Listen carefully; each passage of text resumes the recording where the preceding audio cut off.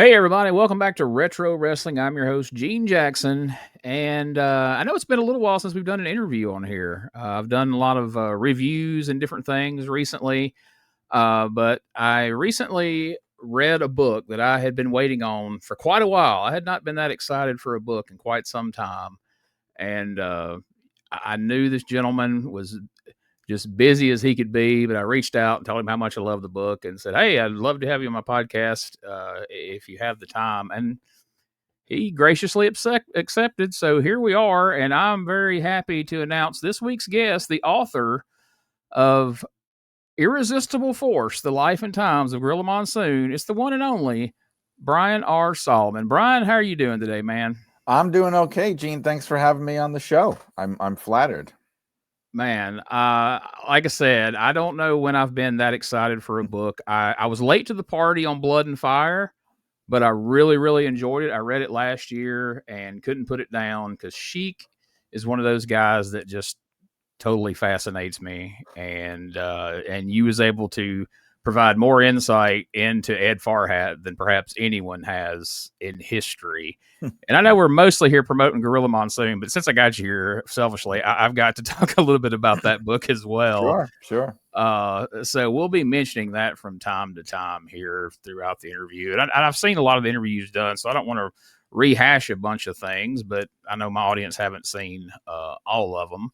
But I guess kind of where I want to start here, you've written quite a few books. You know, the Legends book was really good, but where you really hit your stride is with this Blood and Fire Sheik book, and that's where you kind of made your name.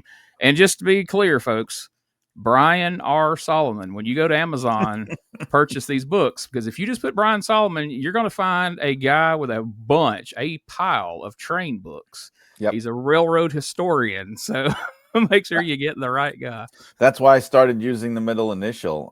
I started using that with, I think it was around the time of Blood and Fire, actually, because this guy must have written about 100 books on railroads and locomotives. I mean, it's endless. It is endless. And so I felt even Amazon gets us confused. So I'm trying to differentiate myself with the middle initial, That's a good call, because they definitely do that.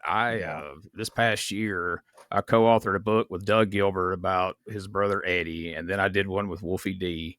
And they've got my name linked to like this Gene Jackson who has written all these like religious books.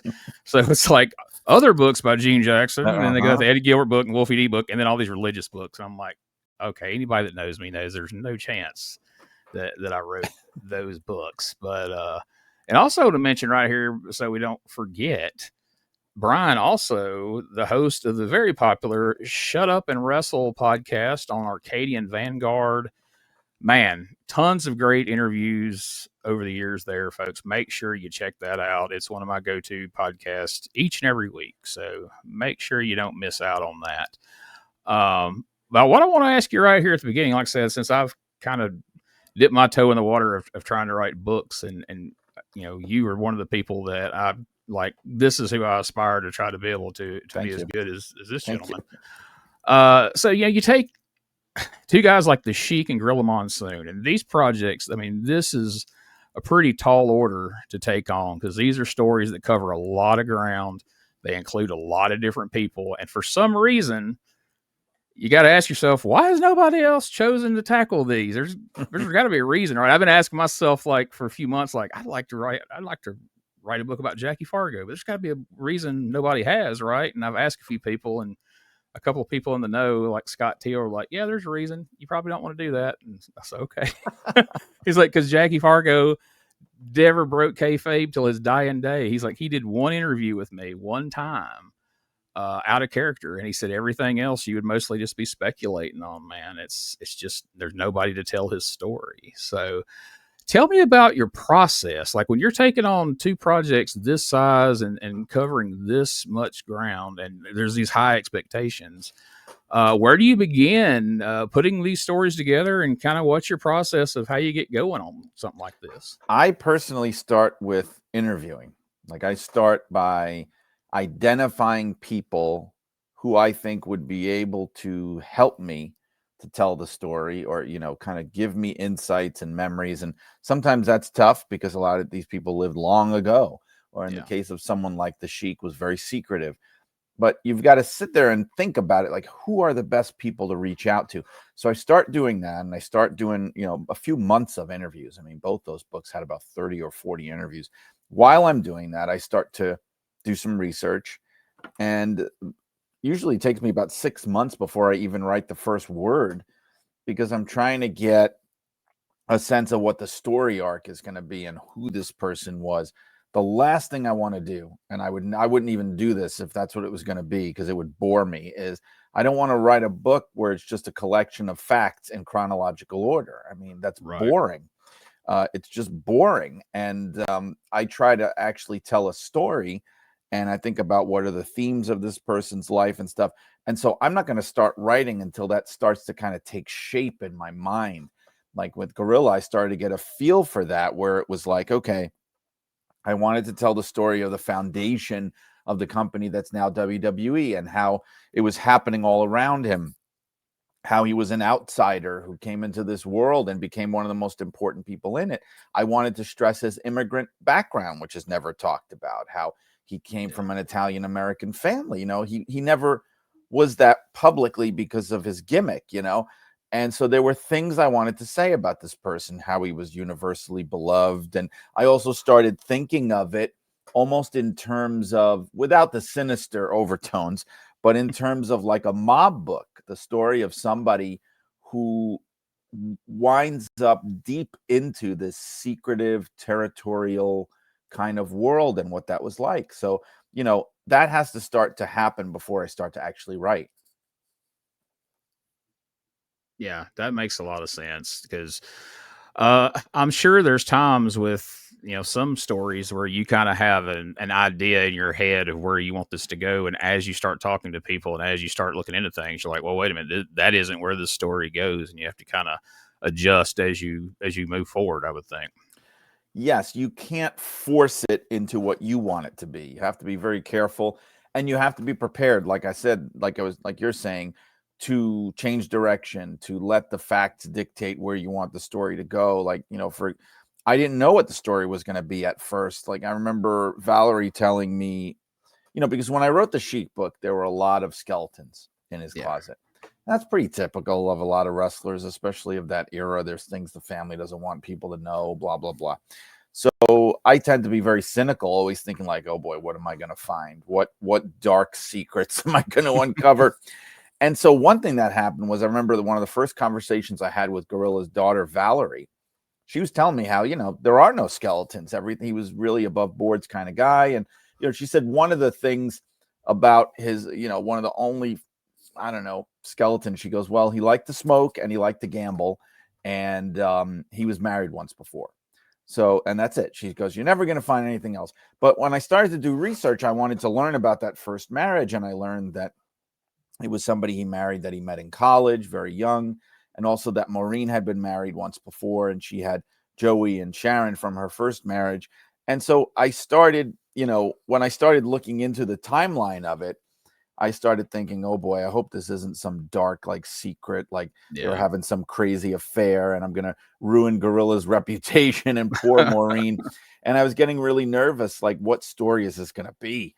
And I found out that was completely unfounded, that, there was nothing like that. I mean, they were both separated, divorced. Gorilla was divorced, when any of that happened, and that everything was done the right way. They didn't meet until months later. And, but at first you start thinking, wow, what kind of a story is this going to be? But you Yeah. have to be open to letting the facts dictate what the story is going to be. Yeah, that's one of the things that's really fascinating about this book is, you go into it, hey, I want to read about Gorilla Monsoon, and there's so much in there about Gorilla Monsoon, but kind of like you said, this is also the story of Capital Wrestling, of how that came together. And that's not a story that's told very often, and it hasn't been told from many different points of view. So that's a really fascinating part of the book as well, because so many people just their history of wrestling is, well, Vincent Kennedy McMahon showed up and he set the world on fire, and that's where wrestling started. It's like, Right. no, man, there's a whole fun backstory to how Vince even got there, and there's a lot of that covered here. Yeah, because at first I was thinking, because with the Sheik book, that book also is like the history of wrestling in Detroit and Yeah, Toronto. That was part of it. And so I wanted to do something similar here. That's why I called it The Life and Times of Gorilla Monsoon. But at first I was thinking, oh man, am I just going to be telling the same old story that's been told a million times? Oh, it's the history of the WWF again. But the thing about that is, even today, even all these years later, that history that is repeated over and over in every documentary, it kind of starts with the national expansion, with Hulk Hogan, with WrestleMania. There might be a little sort of perfunctory, like, oh yeah, and Vince's father and blah, blah, blah, Northeast territory, blah, blah, blah, really quick. And what I wanted to do was create the level. I mean, it goes from the 60s through the 90s, but I wanted to create the level of detail in the 60s and 70s that we always get from the 80s and 90s history, but we never really get from the 60s and 70s. I wanted to dig that deep and show, not to mention part of that being to dispel the myth that, all of a sudden this company got taken out of smoky back rooms and a struggling little mom and pop and became. No, it was a powerhouse organization. It was on fire. It was in the biggest cities in the Northeast and on the Eastern Seaboard. It was big money for the time. It was big business, sellouts. Vince McMahon Jr., he started on second base, you might say. This right. wasn't like an entirely self-made thing. Let's be real here. So I wanted to dispel some of those myths and tell the story of the Capital Wrestling Corporation, which became, which was bought out by Titan Sports in the 80s, but which had a 25 years of existence before that. Yeah. So okay, here's something. Like, I'm 48, and so I was a huge fan of Gorilla. I told you in an email that Gorilla is one of those people that I grew up watching and listening to, and so I kind of find his voice comforting, and just as I would like move off away from family, I could watch old WWF tapes, and just, I don't know, he kind of felt comfortable. It's like, it's Uncle Gorilla. And so I always thought of him as that announcer, that host of prime time. So let's go back, say, 10 years ago, before you had any inkling of a Gorilla Monsoon book and really started studying him. As you came into this, what was your perception of Gorilla? Did you have a lot of knowledge of his wrestling background? Did you know a lot about that, or did you learn a lot of it along the way here, and it kind of made him more three dimensional as far as the wrestler Gorilla Monsoon? Well, I knew some things because I grew up in the Northeast. I grew up in New York. And so the thing you got to remember is our territory was the WWF. So even before Hulk Hogan, the WWF was known to people in New York, Boston, Philadelphia, DC, Pittsburgh, all those places. So I'm the same age as you. I'm a couple of years older. So, I mean, I don't remember Gorilla as a wrestler, but I knew the stories. I'd heard things. My dad, older friends, older kids, people that knew, you knew. But that's the difference between the wrestling career and the commentary career is, as a commentator, he was on a national stage. He was broadcasting to all of North America and eventually even other countries. As a wrestler, he was a huge star, but he was pretty much almost entirely seen by people in the Northeast. People in other parts knew about him because of wrestling magazines, so he was known, but he wasn't really seen many places outside the Northeast. So that's the big difference. But I knew him like you did. I mean, I knew him as the beloved commentator. He was my favorite as a kid. I liked him way better than Vince McMahon as a commentator. I just loved him. Back in the day, him and Jesse, that was like, you knew it was something important when it was him and Jesse. And him and Bobby were just hilarious together always. I did not have cable TV in the days when they were on primetime wrestling, unfortunately, but I knew them from Wrestling Challenge, and then later on they started to do pay-per-views together and things. So, I had the highest opinion and admiration of him even years before. Yeah, it was really great to learn about his relationship with Bobby and, how deep that went and how close they were. Because that's, if you looked beyond the kayfabe of it all and all that, you kind of felt that. But then you thought, well, I don't know, maybe they're just good actors. Maybe that's their job. And at the end of the day, they go their separate ways and they're just good at, comedy teams. There's a lot of them like that. But it's really nice some of the stories that are in there about some of their vacations together and different things that they did away from wrestling. So that's another great aspect of the book. I hope people take the time to check out. But man, it's so fortunate that you decided to do this book in the time frame that you did, that you were able to speak with Maureen and get her you know story included in the book. You know what I mean? Like, is who had more insight? I mean, Valerie, of course, but who had more Well, insight Maureen into, even more than Valerie. yeah, Yeah. Bob Morella than Maureen. So man, I'm really thankful that you got to talk to her, and she seemed like a wonderful woman. I'm looking forward to hearing this interview you've got coming up on the podcast. Yeah, yeah. This week's episode of Shut Up and Wrestle is going to be the interview I did with her 2 years ago for the book, which I've never shared because it's a book interview, so it's not the same as when you do a podcast conversation. And my plan always was to have her on the show when the book came out, which I did with Valerie. And unfortunately, I can't do that. And I even wanted to record it early and save it because I only visited her in person twice. Yeah. The last time I visited her, I wanted to do that, but we ran out of time. It took me 3 hours to go through all the family photos to scan the pictures that are in that book, and it was just too long. It's far away. It was not an overnight for me, and I thought, okay, I'll come back. And of course, that would never able to happen. She passed away in February. Otherwise, I probably by now would have gone back and done that interview for sure.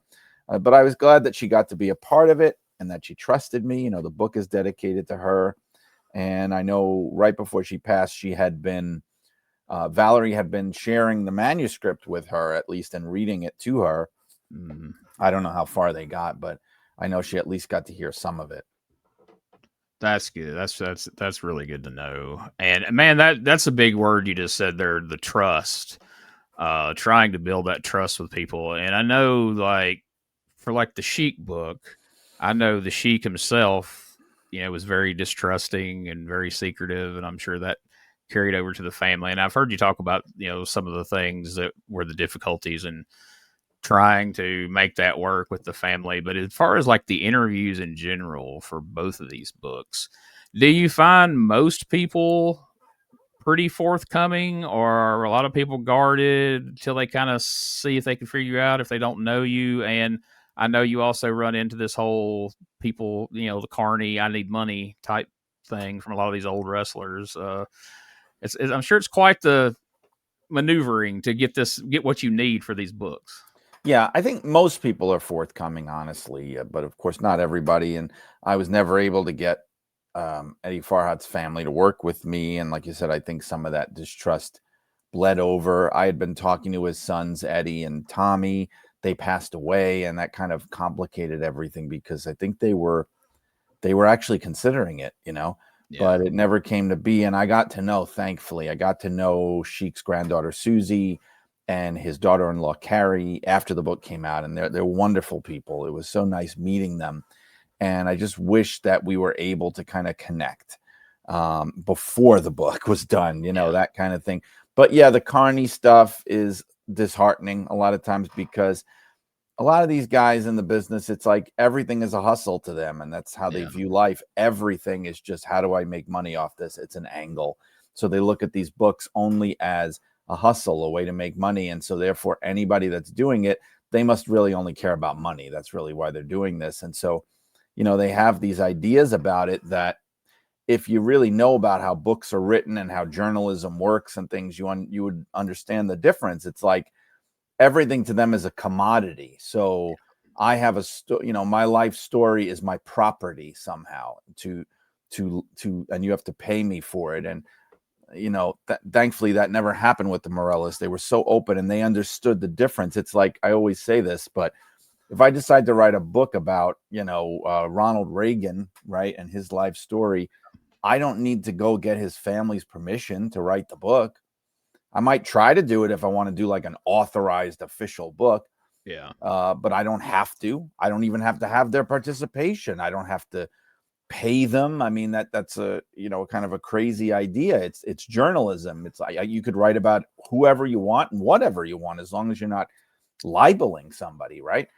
So, I mean, that's something I think, unfortunately, that a lot of people in the business, they don't get, because even the idea, like the whole boom of wrestling books, it in the early years, especially, it just became another hustle that wrestlers could make money from by telling their story. And so I think that unfortunately set maybe a bad precedent. And so people like me I'm like, look, I could make the same amount of money in 6 weeks of teaching high school that I'm getting to write this book. Right. So it's not like some big cash in, please. The money, like sometimes the money they ask for is like 5 times, the whole budget of the book. It's just crazy. Right. It's crazy. We're not making a multi-million-dollar movie. So either you want to do it for history and posterity, or you don't. And sometimes you're up against that for sure. And there's some doors that were closed for both books, sadly, because of that.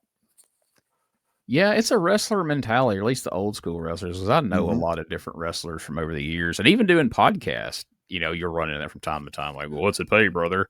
Yeah. But they have this thing in their head of like, if you are going to somehow profit in any way, shape, or form off of their words or their lives, and that's why some of them hate Meltzer. They all have this bug up their ass that, oh, he's made a living all these years off breaking our backs and everything. And so I just something that's not going to change a lot of those guys. And it's sad because there's so many stories that have been lost to time and will continue to be lost to time because people are not going to be able to pony up the crazy amount of money they're asking for to get it. So, and it's also like the idea with journalism is you're really not supposed to pay people to talk to you. That sort of that taints what they're going to say, and it sets a bad precedent.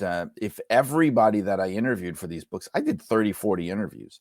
Could you imagine if I had to pay all those people? There would be the book would be losing thousands and hundreds of thousands of dollars. Why on earth? Again, it's a lack of understanding of how journalism works and how books like this are written and produced. Yeah. So at this point, the book's been out for a little bit, and so I'm sure there's been various people in and out of the business that you've had a chance to speak to. Is there anybody who has had a surprising takeaway from this book that you were like, that's what you got from this after you read it? Or is it all pretty much what you wanted people to get?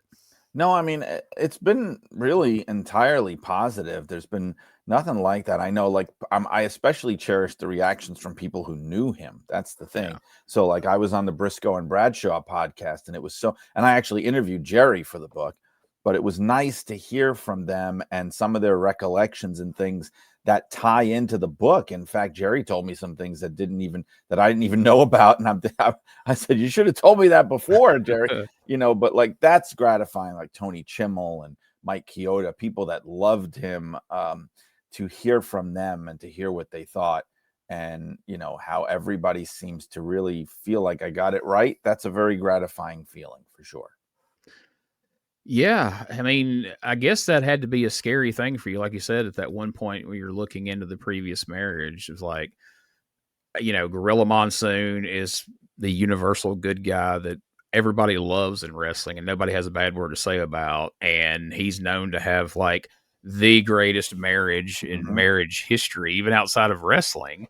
And so you don't want to be the jerk that goes and digs up dirt. And then you're like, well, surprise, Valerie, I know you thought there wasn't nothing in the closet, but guess what? Right. On one hand, as a journalist, people would be like, holy cow, he found the unfindable. But at the same time, like, you don't want to be the asshole that, like, spoiled. Well, because I was very terrified, and I had a real crisis when I was thinking that way. I remember talking a lot to my wife about it, and I was talking to Keith Elliott Greenberg, who's like my Obi-Wan Kenobi, because I'm thinking, like, because my policy always is with a book like this is I don't want to drag people's names through the mud, but if it's an important part of the story, I can't leave it out. Yeah. And that happened with the Sheik book. There were things that were left out of the book, but I can't pretend that his company went out of business just because of bad booking. Okay. There was Yeah. a lot of stuff going on, and you got to talk about it. And I'm sorry. So with Gorilla, I kind of was getting worried because I remember thinking, if all this is as bad as I'm worried it is, there goes any family participation. You could forget it. Yeah. And I was getting so scared, and I was so relieved to find out. Actually, what I discovered was quite the opposite. That Gorilla, or I should say Gino Morella, he was a savior to that family. It was the opposite. Maureen's first husband, Philip, had abandoned her. He had abandoned the family. He left Maureen when she was pregnant with Joey. He left her Wow. pregnant and with an old, with a 3-year-old daughter. And she was back to living with her parents again, and it was very scary. And she met Gorilla, and he came into her life, swept her off her feet, literally and figuratively. And they started living together. They moved out to California. He was wrestling out there for a while. They had Valerie, who, by the way, a very funny story. Valerie did not know that they had her before they were married. Oh. Until this.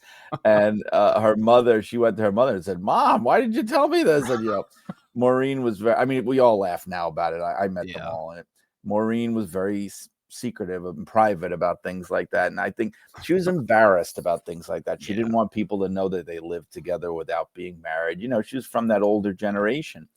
And so they had Valerie, then they got married a few months later. And once they got married, Gino adopted officially Maureen's 2 earlier kids, Sharon and Joey. And so they became not stepchildren to him. They were his kids legally. He was their adopted father. So that's an important distinction. But so, I mean, what I'm saying is it was the opposite of what I feared. It wasn't some like sordid, seamy kind of home wrecker story. It was no, he saved this woman. He saved her family, and that really was such a weight off my shoulders. Oh my God, I don't have to wade into this nightmare, And that was really the way Gorilla, took care of her and those children, adopt them, was really kind of him paying it forward because that's what he had experienced as a child, right? His mother, Marie, she died when he was 8 years old.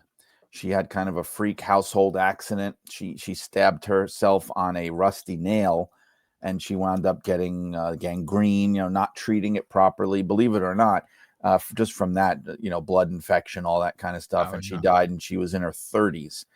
And, she had, so now you have the father, Leonard, now with 2 kids, and he's a widow. And, this is the 1940s. So that was very difficult for a man or woman to do by themselves. In some ways, even more difficult for a man because he had to work a full-time job. He already was working a full-time job. Yeah. And so he hadn't been directly involved in their day-to-day childcare so much.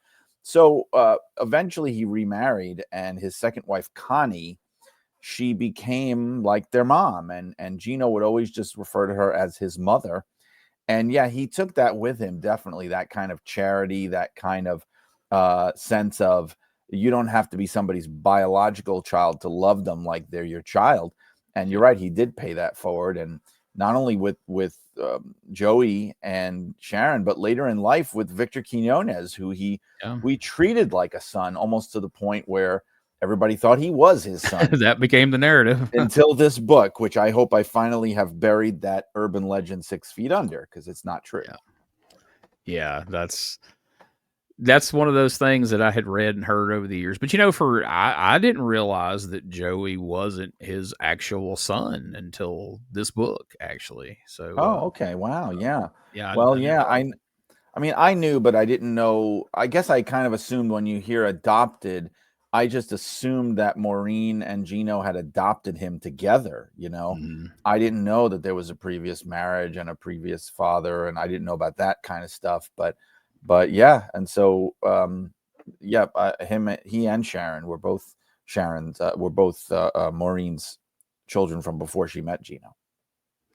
Talking about the wrestling aspect of it earlier, as far as like, me not having a knowledge about his wrestling career.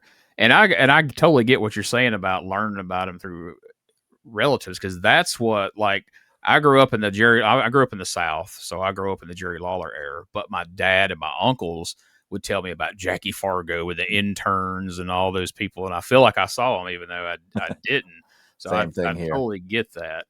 But man, if we had footage of some of those matches with him and Bruno, because I always heard, oh yeah, Gorilla had a big feud with Bruno, and but I didn't realize until reading the book how many times they had wrestled and how big of a feud that was, and really how quick Gorilla's ascension to like the main events and being a top star by way of getting right into a feud with Bruno because of the Buddy Rogers thing. I didn't have any real perception of how all that went down, so that was a really interesting aspect of the book too, to kind of learn more about the wrestling side of his life. Yeah, it was overnight. I mean, he became a star in the WWF, or the Worldwide Wrestling Federation. That's not something that happens too often. Usually people would come in and they'd already be stars, or they might be mid-card people who rise up to being main event stars. It's very rare that someone just walks in who's an unknown commodity, which he really was. He'd been wrestling for 3 years, but he was not a star wrestler. Comes in, and then overnight now he's the biggest heel in the territory and one of the biggest heels in the whole business. It happened so fast. Like you said, a big part of it was the Buddy Rogers situation. Bruno had beaten Buddy Rogers for the title. He was brand new champion, and he had no good opponents. Buddy, they were going to do a whole return feud with a bunch of rematches. They had a big one scheduled for Roosevelt Stadium in New Jersey, and it was a combination of Buddy's health.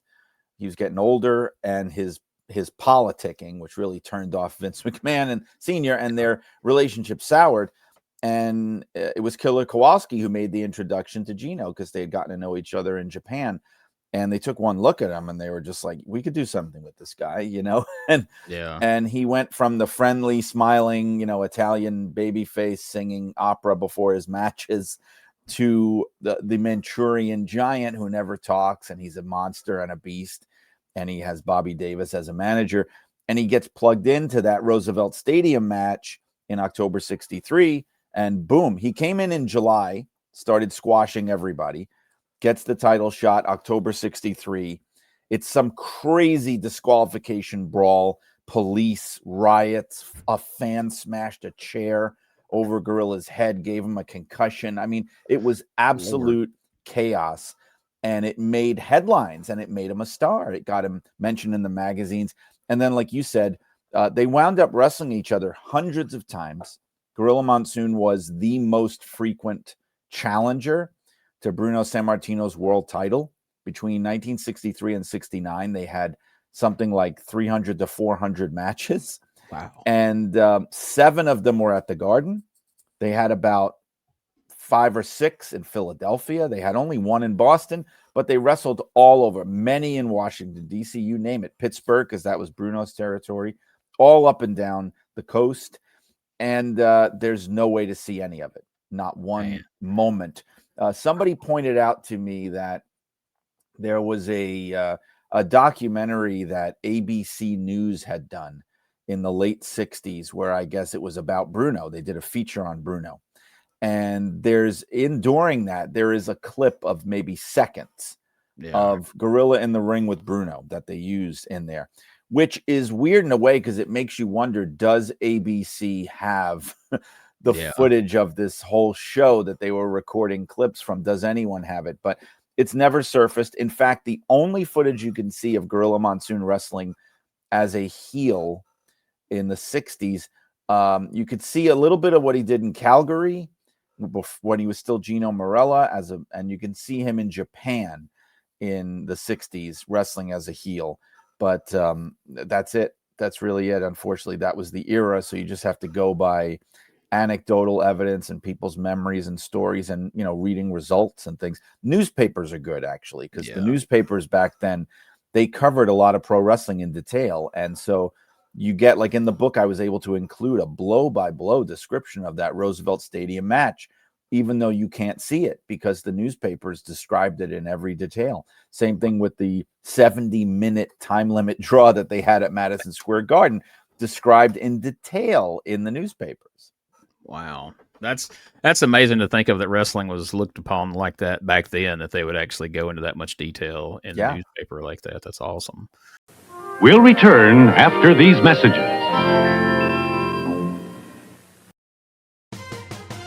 Relive the glory days of Memphis wrestling with the Retro Wrestling Review USWA podcast. Each week, we go back in time to review USWA Championship Wrestling from the 1990s, episode by episode. Join us for watch-alongs, behind-the-scenes stories, and exclusive interviews with people who were there and lived it. Whether you grew up watching it or you're discovering it for the first time, this podcast is your ringside seat to Memphis wrestling history. It's all a part of the WrestleCopia Podcast Network. Listen now at uswapodcast.com.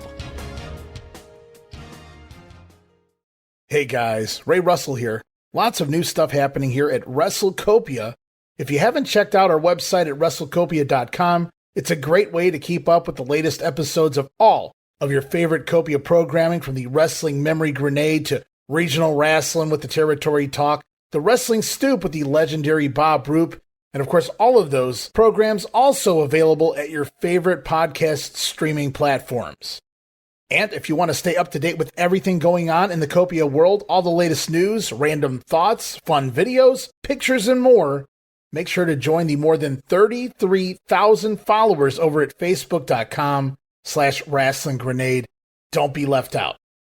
And last but definitely not least, it's what keeps the entire machine going. I'm talking about Patreon.com/WrestleCopia.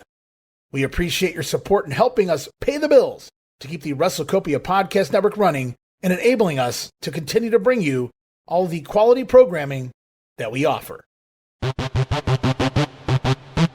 Ladies and gentlemen, welcome to Give Me Back My Pro Wrestling, the podcast that's based on the old school but can still help you find the good stuff from today. Jimmy Street and the Plastic Sheik, Jared, are the undisputed tag team champions of the wrestling podcast world. From thought-provoking topics to superstar interviews to action figure expertise, this team does it all. And all they ask is, give me back my pro wrestling!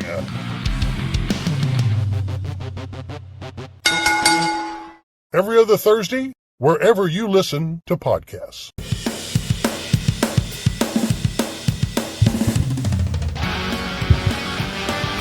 Tired of the same boring wrestling podcast? Need something with attitude, chaos, and maybe just a little cussing? That's stspod.club, and we got it all covered. We got wrestling weirdness with WTF News Desk, 5-minute time limit, and the southern fried brain of me, BT, steering the whole ship. We also have rolling into Mempho every week about the current Memphis wrestling. Interviews, hot takes, and wrestling outrageousness so wild it might get you banned in 12 states. That's right, it's SDSpod.club, or search all podcast catchers for Shooting the Shiznit, where wrestling podcasts grow chest hair. Not sure what that meant. Love my mama. You know, I've seen a lot of that footage from Japan from like the 60s, and to see how good that footage looks, to think, man, if they had hung on, if you know, Vince had hung on to that early footage, and a lot of these territory promoters would have held on to their footage, the stuff that we would be able to go and see now that we've only been able to read about, we've only heard tell of. It's crazy. I would pay to see the, you know, like you described in the book before, you know, he's got older and bigger, and of course the vision thing. But the fact that Gorilla Monsoon at one point was like the Bam Bam Bigelow of his time, where he's like the most agile big man, and he's in there doing all those kinds of spots, and you can't even imagine that. Like, even if you've watched a Gorilla wrestle in those later matches, like where he's, you know, airplane spinning Muhammad Ali, or he's wrestling even like Billy Graham, you know, at the Garden, you still really can't imagine, like, this dude was doing leapfrogs and jumping up and touching his toes, and like, that's wild. Exactly. And he was doing drop kicks. He was doing the big man bump over the top rope to the outside, that kind of thing. Very agile, very quick. Bam Bam Bigelow's a good analogy. So is Vader. Because he and Vader were very similar size, this similar height, similar weight, similar body type, and they worked similarly. Vader had that reputation of being the fastest, most athletic, high-flying kind of big man you'd ever see at that size. And also, actually, back to Bigelow, Gorilla could do cartwheels. He would do cartwheels in the ring. As an amateur, he would do cartwheels on his way to the mat. We're talking 6'6", 375 plus, close to 400 pounds doing cartwheels. And so he was a phenomenal athlete. He had a very short prime. That's the thing, though. It's like when you're that big and your weight starts to increase and maybe you're not taking the best care of yourself, I would have to say that certainly by his mid-30s, he had slowed down significantly and gained a lot of excess weight. And that's the Gorilla of the 70s that we actually can see, where he's a lot less mobile. He stays on his feet. He also can't see a damn thing, which I think a lot of people didn't realize, because he used to wrestle with contact lenses in. Yeah. And he stopped doing that in 1968. That's a big reason for why he becomes so immobile, because he can't see. So he has to bluff his way through a lot of these matches. He can't get too far away from his opponents. He certainly is not going up on the ropes or anything like that. So all those factors is why I think today a lot of people go, "Oh man, he wasn't that great. I saw him wrestle. He was just a big, a big giant." But not true. Same thing. You could say the same thing about Andre the Giant. Everybody says, "Oh, this big lumbering guy, he barely moved." No, when he was young, he was a machine, and he also wrestled the way that Gorilla did, and things like that. But for guys that big, it doesn't last long. Your body starts to give out young, unfortunately. Yeah, you can't take those bumps and spend all that time on the road and Right. everything and not take its toll. So this is jumping ahead a little bit, but since that name was just said, Big Van Vader, I remember 8 of us in a dorm room in college watching Monday Night Raw. We're flipping back and forth between Raw and Nitro every week. Nobody in that room could have predicted. We all thought we were pretty smart. We were starting to read the internet. We were starting to kind of figure some things out. Right. Nobody in that room could have predicted that Big Van Vader would attack Gorilla Monsoon, and we would see Gorilla Monsoon take a Vader bomb in the ring on Monday Night Raw at that time. Holy cow, that was great. It was absolutely crazy. Yeah, it was. And it was something that I think Gorilla felt very strongly about doing. He wanted to help Vader become this new monster heel in the company. I think he saw a lot of himself in him. And they had high hopes for Vader coming off of everything he'd done in WCW. And the angle also would be a great way to get him off TV for a while with a suspension, because he needed surgery right away. So, it's very telling, because Gorilla didn't do that for anybody. If you're a fan back then, nobody put their hands on him. I mean, there was that little incident with the Brooklyn Brawler in '89 on Primetime Wrestling.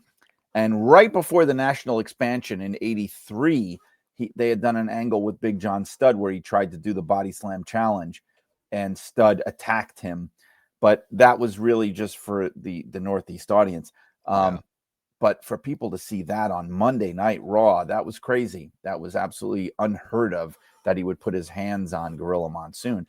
And to see them going back and forth is just so cool, because it's like for a split second there. I mean, obviously, Gorilla has to take the fall there. That's the whole purpose of doing it.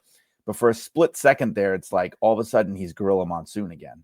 Like, you know what I mean? Fired up. Yeah, you see that and you go, man, I never looked at him that way before, Absolutely. That was what was fun. It's like you seen that glimmer, like, oh shit, he was Gorilla Monsoon again there for a minute. Gino left. And I remember one of my buddies who really thought he was real smart to all this was like, nobody touches Gorilla. That was a shoot. That was right. Like, don't be stupid. That wasn't a shoot. That's what people or thought. We went to a commercial, but he's like, nobody touches Monsoon, man. That couldn't have been planned. I was like, again, we wouldn't have saw it if it wasn't part of the show. But I get what you're saying. I was like, but that's part of what they were going for there, right? I mean, there's a funny story though. It's in the book. Even his daughter Valerie was worried, because, like your friend was saying, it never happened. So there were some people going, oh my God, what is this? And so Valerie said she was in a bar and they had it on TV and she saw it and she freaked out, and she came home that night and she had messages on her answering machine from concerned people going like, is your dad okay? What was that on Raw?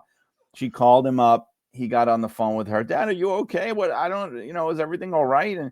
And he said to her, come on, don't be a mark. He was just like, give me a break. Come on. This is wrestling, He made her embarrassed for being concerned with him, But they did. They fooled people. Yes. That's hilarious. Don't be a mark. She goes from worried to death to probably wanting to wring his neck through the phone once he lays that on her. That's hilarious.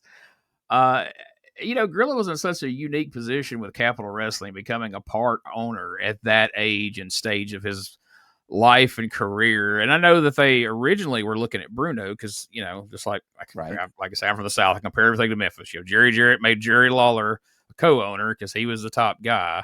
And so they looked to do that, but then Bruno didn't want to do it. So Gorilla steps in. It just made me think, can you imagine how different things would have played out in '84 if Vince would have offered Hogan like the option to buy in a piece of the business there? Yeah, but as you know, though, being a Lawler fan, that's pretty common in wrestling. They would have the top star buy in because they wanted to keep them around. They wanted to make them a stakeholder, give them more of a reason to care and not to double cross the promotion. And, also it was a reward for their, what they had meant to the company. And so, yeah, it was going to be Bruno in '69 when Toots Mondt was retiring. And, what it comes down to is Bruno never trusted Vince McMahon Sr. Their relationship was one of convenience. They made a lot of money for each other. Yeah. But they were never good friends or anything like that. They just weren't. And I don't think he felt okay with going into business with him. And so then it wound up being the shares were Toots Mondt's shares, Vince McMahon's original business partner. And he was a 50% owner. And they took his shares and they split them. So half of it went to Phil Zacco, who was one of their most loyal promoters. And the other half went to Gino, who was only 32 years old at the time. It's wild to think 32. About. You come into the territory, you go right to the top, and then you not only become a main event star, but a part owner of the business. That's right. Part owner of the business. Unheard of. With real responsibilities, not just, he was like running the show, because it wasn't Vince Sr. wasn't like Vince Jr. He wasn't like the control freak and the micromanager. He would put his people in place. And so Gino was the guy. He was the boots on the ground guy that was running TV, that was in the back, that was making sure the live events went smoothly, giving people their finishes, making sure everything was executed the way it was supposed to be. So he was crucial. He was the vice president of the Capital Wrestling Corporation. It wasn't just some cushy little thing. We're going to sell you some points and you let the money roll in. I mean, he was working for it. I mean, that's pressure for those guys when the vice president's sitting right on the other side of that curtain, and the first face you're going to see if you go out there and screw up or do something stupid, the first guy that's going to, because while everybody loves and respects him, I'm sure you don't want to piss Gino off, and come through that curtain. And from all accounts, for most people, they said that he had a respectful way of putting you in your place and letting you know that's not going to, I heard somebody once say that Gorilla was so nice that he was the kind of guy that could tell you to go to hell in such a way you'd look forward to the trip. I don't know if that's exactly accurate, but I thought that was humorous anyway. Yeah, and I mean, it's not to say that he never got angry or never, had to chastise people or even rip into people, because that happened. I mean, he cared a lot about the business. He cared about the product. He cared about it. So it was important, because look, it was a business. He was a very smart guy about the business, and he understood that the purpose was to make money, and the purpose was to create something that fans would want to pay to see and to take care in your work. All those things meant something to him. And so, and he had a stake in it. So if you were not holding up your end, he was going to let you know for sure. But if you did well, he was also going to let you know. He wasn't, one of these spiteful guys who was going to withhold praise or any of that kind of stuff. Yeah. He was actually a very great mentor to a lot of people. I know you didn't find anything surprising about Gorilla in the process, but I was wondering, as you're researching Gorilla and you're talking to all these people, Did you learn anything surprising about anyone else along the way that you didn't expect? That kind of was like, oh, I didn't expect to hear or see that. Not necessarily anything bad or anything, just something you didn't know or was kind of surprised to hear. Well, I mean, there were some things I was surprised about with Gino and things. I mean, I was surprised to really confirm that he was supposed to be the next in line to take over the company, because that's something I had heard rumors about. And I really was able to confirm it to my satisfaction. Even Vince himself seemed to confirm it in that Netflix documentary. Yeah. And that goes in line with something he himself told me 20 years ago when I interviewed him. So that was a bit of a surprise to really, truly see it, that it was true. And the other surprise that I would say related to that was how prickly and how contentious the transfer of power was when Vince Jr. took over. It was not some shiny, happy, thing. It was actually kind of rough in the beginning, and Gino was not happy. They had to make him happy. He was actually kind of despondent about it, and he thought it was going to be a disaster. So those kind of things are things, that I don't think were that widely known, but there were other things where you try to penetrate it, and there's only so far you could go. Like, I tried to learn what I could about the heat that he supposedly had with Bruiser Brody. Yeah. And I detailed it as best as I could. But at the end of the day, we are never going to know the absolute total truth about that, because everyone's gone. The closest I got was Kevin Sullivan, who now is also gone, but he was one of the people I interviewed. And he was there when they had their big fight at the Worcester venue in Worcester, Massachusetts. There was a big blow up. It was the first time, I guess, or one of the first times that Jose Gonzalez had wrestled Brody, because Jose Gonzalez was like an enhancement guy. And they had a big blow up in the locker room, and Gorilla had to get in between it. And, there were some other stories, but I never really got to the bottom of it to my total satisfaction. Yeah, like you say, there's just certain things that there's nobody left to tell the tale. So you just find out what you can and move on. Yeah. I mentioned earlier how connected I felt to like hearing Gorilla over the years. When I really realized that is when Joe started putting out those Gorilla Monsoon podcasts, and I find myself listening to those silly ass things every day. I mean, they were goofy, but it sounded so much like Gorilla. It was surreal. I mean, some of the voices were dead on, some of the voices weren't, but Gorilla's was pretty spot on. So it was pretty wild to hear Gorilla say some of those things, but it had enough Gorilla Monsoonisms in there and different little things that it made it fun. And I thought, man, I'm really liking, even if it's 2 minutes a day, I'm digging having Gorilla Monsoon back here. And I just thought that was a really fun thing there.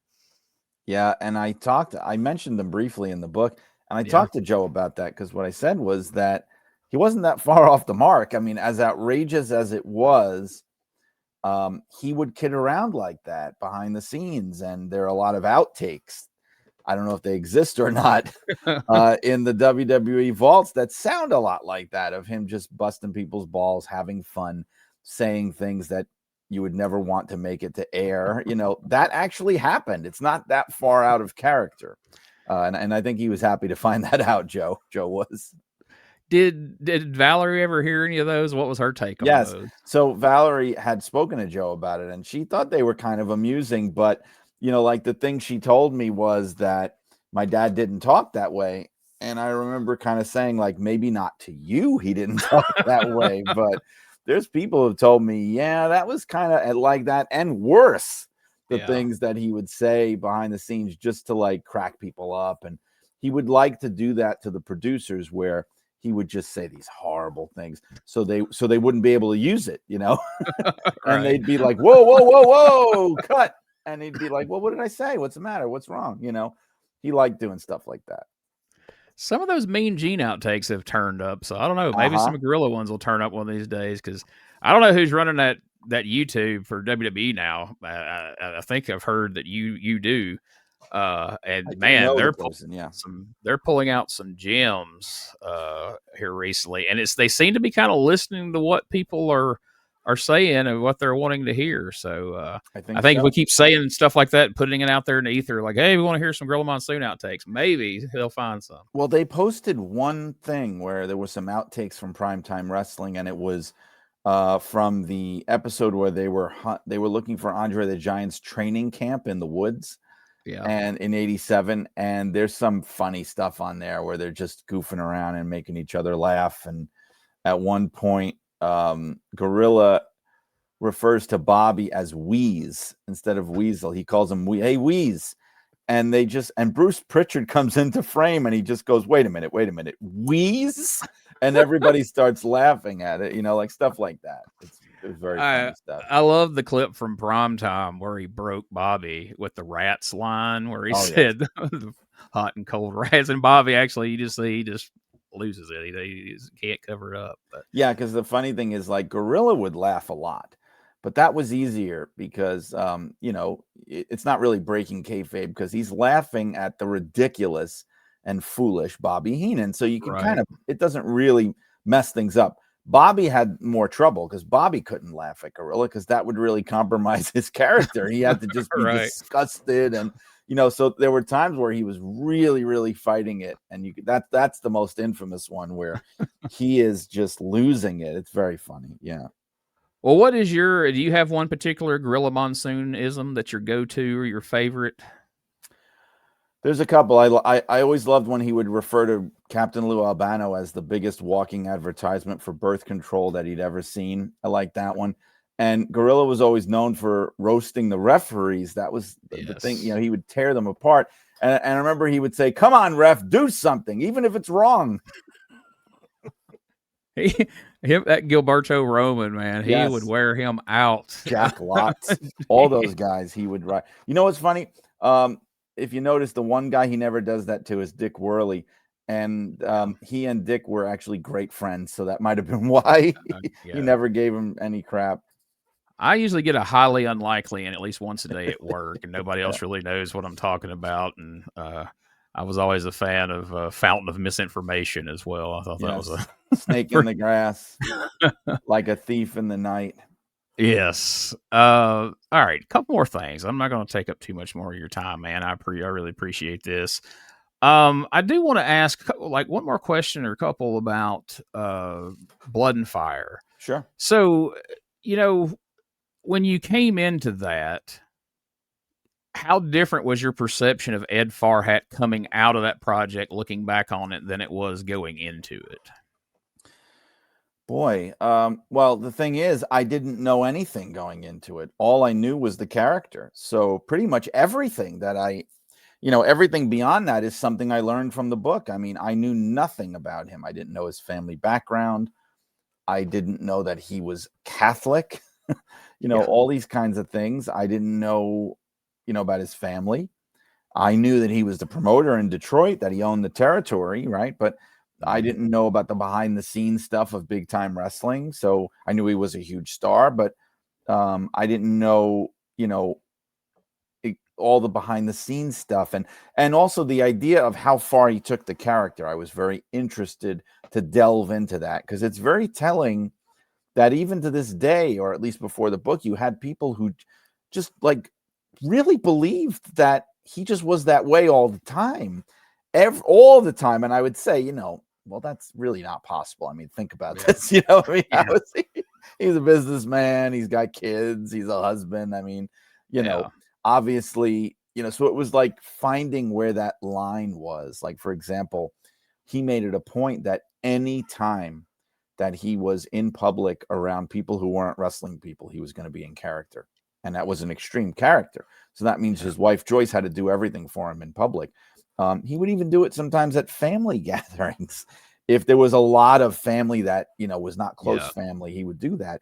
But of course, the second he walked back through the curtain in the locker room, he was Eddie Farhat. I mean, people got to understand that. So like breaking that down was a big deal to me because he had preserved it so well that even well into the post kayfabe era, a lot of people still believed that he was like that.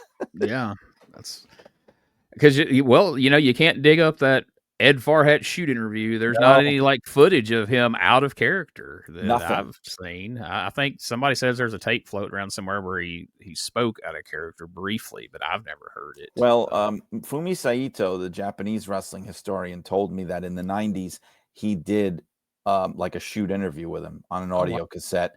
He was not able to find it, but he told me some of the things that he told him. And as far as I know, it wasn't, he didn't break kayfabe. Let's put it this way. He didn't break kayfabe, but he broke character, if that makes sense. Yeah. But just the fact that he's speaking right is a shoot for the Sheik, but it's not like telling his business. So there was that. And actually the guy who made the movie I Like to Hurt People, Brian Greenberg, he was one of the people involved. He had some outtakes. He showed me this very brief outtake. I think it might be available on the re-released DVD they put out of the movie or something, but they have some behind the scenes outtakes from the dressing rooms at Cobo Arena where you see Eddie Creechman out of character. You see Eddie Farhat out of character, just in street clothes. It's very brief and there's no sound. So you can't hear Sheik's voice, and there is no known recording of his actual voice. So that was interesting too. I was talking to people to try to get a feel of what he sounded like, Yeah, because there's really nothing to even base it on. So that's and if it was going to turn up, it probably would have been when you were researching this book. So it's probably not out there at this point. So. Right? No, I don't think it is. All right. One last thing I wanna ask you, because his name come up during the interview. I just have to say, I absolutely love the fact that you managed to get a conversation recorded with Bobby Davis. It's a name that I had heard for years. There's not a lot out there on him, and I didn't really know much about him. And I was listening to your interview with Joe, or I should say Sydney Bacabella, and you guys mentioned, and you happened to mention a conversation that you had spoke with Bobby Davis and recorded it. And it was on your Patreon. Right. So as soon as I finished that episode, I go straight to your Patreon and find that interview. And that's really the only, besides those couple little black and white promos you find on, YouTube and whatnot, that's the most you'll ever hear Bobby Davis talking about his career. Yeah. And so, man, that's so awesome that you were able to do that. And I wish there was more footage of him. I wish there was more out there, because he influenced so many managers and so many things about the business. He's really an important person that just doesn't get any love. Yeah, he and Wild Red Berry basically created what we now think of as the pro wrestling manager today, as a TV character.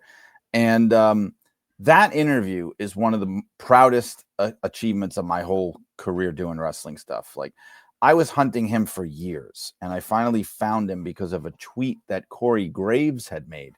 Corey Graves mentioned him on commentary.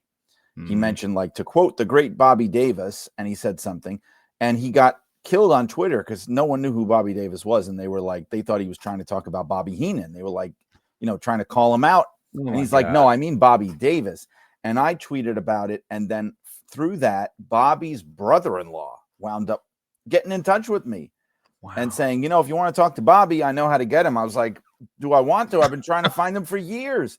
Now, I later found out that someone else who had been talking to him extensively was Tim Hornbaker. But I don't think that Tim had audio interviews that he has shared. Like, I think he definitely knew him and talked to him a lot, but I've never heard any of that stuff. Yeah, I wanted to get him to talk like that and talk on the record, and he was amazing.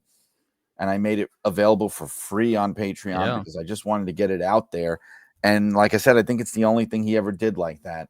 And it was so interesting talking to him, because he starts out, if you listen to it, he starts out very guarded, and he just kind of sounds like your typical, like, nice old man. And then as it goes along, it's like he becomes Bobby Davis. He starts getting more and more over the top and swaggering, and just kind of like that arrogance of a heel manager, talking about, BR, Buddy Rogers, and all that stuff. Yes. I kick myself, though, over not talking to him about Gorilla Monsoon.